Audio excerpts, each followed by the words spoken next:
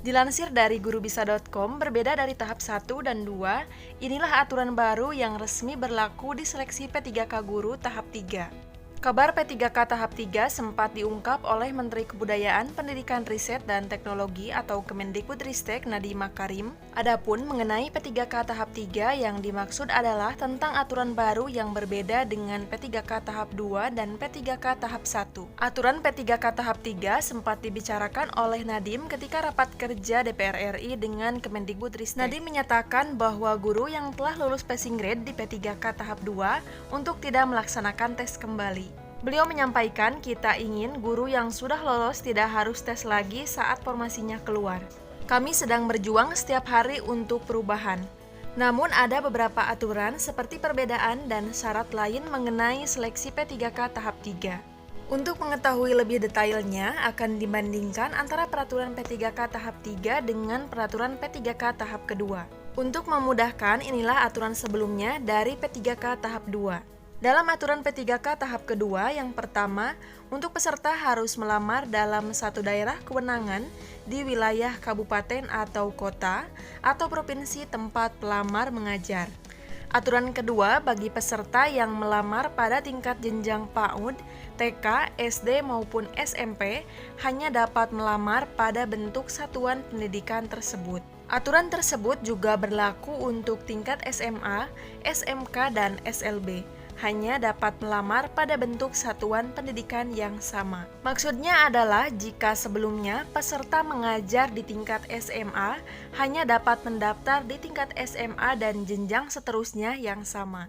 Aturan yang ketiga, tidak ada optimalisasi pada pengisian formasi yang kosong. Selanjutnya, dalam aturan P3K terbaru yaitu aturan P3K tahap ketiga, yang pertama, peserta yang melamar dapat menentukan pilihan kebutuhan P3K. Kebutuhan yang dimaksud dapat di seluruh sekolah wilayah Indonesia yang belum terpenuhi pada seleksi P3K tahap 2 sesuai sertifikat pendidikan dan atau kualifikasi pendidikan pelamar. Aturan yang kedua, peserta yang mengajar pada jenjang SMA dapat memilih formasi di jenjang yang lain, misalnya pada jenjang SD atau SMP. Aturan yang ketiga, terdapat optimalisasi pengisian formasi kosong yang diberlakukan. Adapun untuk perbedaan P3K tahap 2 dan P3K tahap 3, yaitu pada P3K tahap 2, pelamar hanya dapat melamar di dalam satu Sementara wilayah. Untuk seleksi P3K tahap 3, pelamar dapat melamar di seluruh sekolah wilayah di Indonesia yang belum terpenuhi. Kemudian pada P3K tahap 2, pelamar harus memilih formasi setingkat jenjang mengajar sebelumnya atau sama pada jenjang mengajar sebelumnya. Sedangkan untuk seleksi P3K tahap 3 dapat bebas memilih formasi di tingkat yang lain. Dan pada seleksi P3K tahap 3 ini, terdapat optimalisasi pengisian formasi yang kosong. Selanjutnya, mengenai syarat P3K tahap 3. Syarat yang pertama yaitu pelamar diwajibkan untuk memilih kembali formasi dari instansinya yang belum terisi dengan cara menyesuaikan pada sertifikat pendidik dan sesuai kriteria pendidikannya. Syarat yang kedua, pelamar diperbolehkan untuk melamar ke instansi lain. Syaratnya adalah formasi belum penuh setelah adanya seleksi P3K tahap 1 dan tahap 2. Syarat yang ketiga, bagi pelamar yang tidak lolos seleksi P3K tahap 1 dan 2, nantinya nilai ujian atau passing grade yang diambil adalah nilai yang tertinggi di antara kedua tes yang sempat diikuti oleh peserta. Informasi lain juga dilansir dari gurubisa.com, pendaftaran seleksi P3K Guru tahap 3 sudah dibuka. Ini info terbaru dari Kemendikbudristek. Pada hari ini, Minggu tanggal 20 Februari tahun 2022, heboh di media sosial jika pendaftaran P3K Guru tahap 3 sudah dibuka. Seperti di grup Facebook Info Guru P3K, sejumlah netizen mengunggah informasi pendaftaran P3K tahap 3. Apakah ini benar?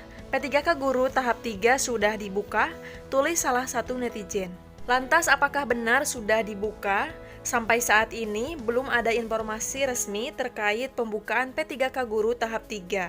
Di laman resmi guru-p3k.kemendikbud.go.id juga belum ada informasi soal P3K tahap 3. Sebelumnya, Sekretaris Ditjen Guru Kementerian Pendidikan Kebudayaan Riset dan Teknologi atau Kemendikbudristek, Ibu Nunuk Suryani, menyebutkan jika sampai saat ini belum ada informasi pendaftaran P3K Guru tahap 3. Terkait banyak pertanyaan tentang NI ujian 1 dan 2, silahkan ditanyakan di BKD masing-masing.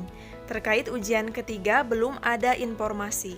Hal tersebut beliau sampaikan dalam tulisan akun Instagram awal Februari lalu. Sambil menunggu jadwal resminya terkait pembukaan seleksi P3K tahap 3 dan seleksi P3K tahun 2022, sebaiknya Anda persiapkan diri terlebih dahulu dengan memperbanyak pengetahuan dan latihan soal. Sudah pernah saya bahas di video sebelumnya mengenai soal P3K tahun 2022 sesuai dengan kisi-kisi terbaru dari Kemenpan RB.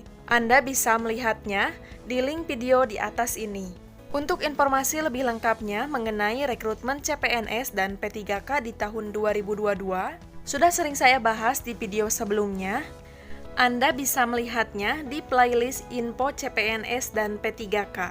Supaya tidak ketinggalan update informasi penting lainnya, jangan lupa untuk mengklik tombol subscribe dan nyalakan tombol loncengnya agar mendapatkan notifikasi setiap saya mengupdate informasi. Semoga bermanfaat. Wassalamualaikum warahmatullahi wabarakatuh.